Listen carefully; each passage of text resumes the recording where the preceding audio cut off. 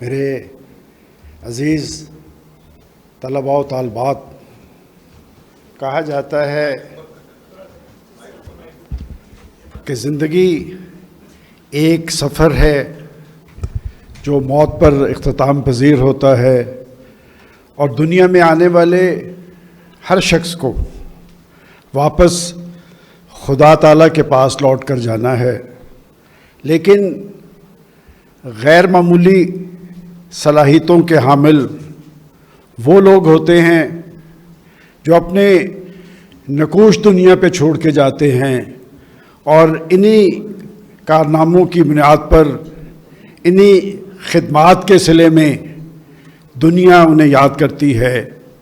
Doctor حسن صہیب مراد ایک فرد کا نہیں، ایک سوچ اور فکر کا نام تھے، اور میں سمجھتا ہوں کہ خرم مراد، حسن صہیب مراد، اور اس کے بعد ابراہیم مراد، ڈاکٹر نشیبہ حسن مراد صاحبہ، ان کا سفر اپنے خیالات، نظریات، جذبات اور احساسات کی بنیاد پر سنجیدگی اور یکسوئی کا سفر رہا ہے، اور یہ وہ لوگ ہیں جو ہر حوالے سے اپنے کردار کے حوالے سے منفرد رہے ہیں۔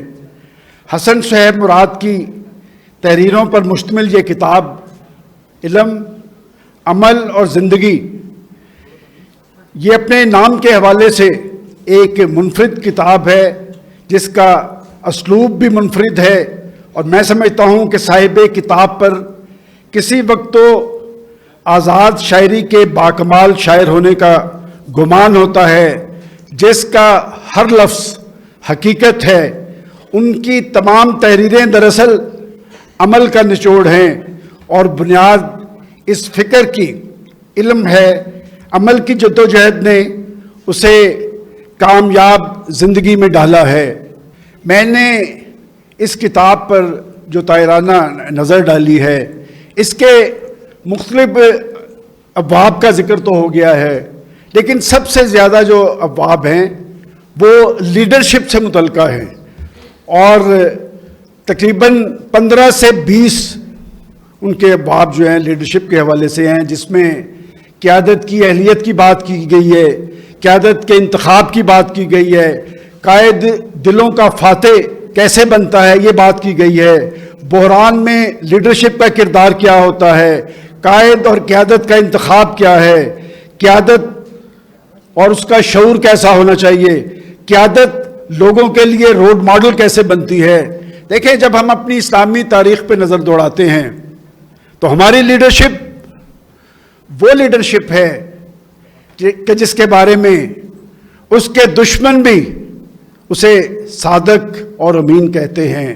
اور جب ہم اپنی سیاسی لیڈرشپ پہ نظر دوڑاتے ہیں تو حضرت قائد اعظم انگلش میں خطاب کر رہے تھے، تو ایک منچلا اس پہ ناچ رہا تھا، تو کسی نے پوچھا کہ تمہیں قائد کی بات کی سمجھ آ رہی ہے؟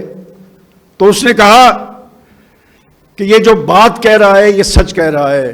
میں سمجھتا ہوں کہ اس کتاب کی صورت میں انہوں نے یہ بتایا ہے کہ ہمیں اپنی لیڈرشپ کا انتخاب کیسے کرنا چاہیے، اور لیڈرشپ ہمیشہ بحرانوں سے جنم لیتی ہے۔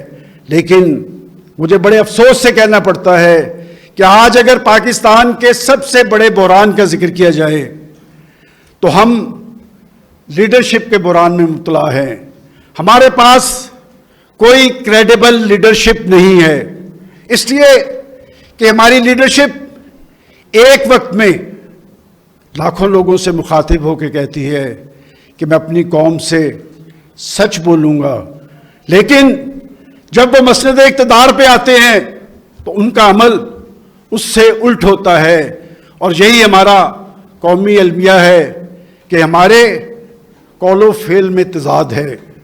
ہم سچ کے نام پر جھوٹ بولتے ہیں، کرپشن اور لوٹ مار ہمارا وتیرہ بن گیا ہے۔ میرا خیال ہے کہ ڈاکٹر حسن صہیب مراد نے علم، عمل اور زندگی میں ان کا مخاطب پاکستان کے نوجوان ہیں۔ نوجوانوں کے لیے عملی لائف میں تمام چیلنجز کا انہوں نے حل پیش کیا ہے. اور یہی وجہ ہے کہ جب میں نے اس کتاب کا نام دیکھا تو میرے ذہن میں آیا کہ یہ تو وہی بات تھی جس کا حضرت اقبال ذکر کرتے تھے. اس لیے کہ حضرت اقبال کا مخاطب بھی نوجوان تھے، اس لیے کہ وہ سمجھتے تھے کہ دنیا کے اندر انقلاب لانے کے لیے، جدوجہد کے لیے بنیادی رول ہمیشہ نوجوانوں کا ہوتا ہے. اور اگر آپ نوجوانوں کے اندر اچھی سوچ اور اپروچ پیدا کرنے میں کامیاب ہوں تو وہ انقلاب ہمیشہ کامیابی سے ہمکنار ہوتے ہیں. یہی وجہ ہے کہ حضرت اقبال ایک وقت میں یہ کہتے نظر آئے کہ تیرے صوفے ہیں افرنگی، تیرے کالی ہیں ایرانی، لہو مجھ کو رلاتی ہے جوانوں کی تناسانی. اور پھر ایک ایسا وقت بھی آیا کہ حضرت اقبال یہ کہتے نظر آئے کہ محبت مجھے ان جوانوں سے ہے ستاروں پہ جو ڈالتے ہیں کمن. تو میں سمجھتا ہوں کہ علم، عمل اور زندگی یہ صرف ایک کتاب نہیں، یہ دراصل ایک پیغام ہے، یہ دراصل ایک پروگرام ہے پاکستان کی نوجوان نسل کے لیے ایک کامیاب زندگی گزارنے کے لیے. اس لیے کہ یہ خانوادہ انہوں نے ہمیشہ بامقصد زندگی گزاری ہے. کہ خرم مراد صاحب کی تحریریں اٹھا کے دیکھ لیں، حسن مراد صاحب کا پیغام دیکھ لیں، ابھی میری بہن ڈاکٹر نشابہ جو ذکر کر رہی تھی، اور پھر اس خانوادہ کے چشم و چراغ ابراہیم مراد آپ کے سامنے ہے کہ یہ ان کا عمل اور ان کا کردار ہر حوالے سے بامقصد ہے. اور میں سمجھتا ہوں کہ تعلیم کو بنیاد بنا کر انہوں نے پھر ایک پیغام یہی دیا ہے کہ جو قومیں تعلیم کے ساتھ اپنے آپ کو جوڑ لیتی ہیں تو وہ قومیں ہمیشہ بام عروج پہ پہنچتی ہیں. لیکن ہماری بدقسمتی یہ ہے کہ پاکستان کے اندر دفاع کا بجٹ تو ہر سال بڑھتا چلا جاتا ہے، لیکن تعلیم کا بجٹ کم سے کم تر ہوتا جاتا ہے. ہماری یونیورسٹیز کے بجٹ پر کٹ لگا دیے جاتے ہیں. تو میں سمجھتا ہوں کہ آنے والے وقت کے اندر ہم ایک بڑے بحران اور طوفان سے دو چار ہونے والے ہیں.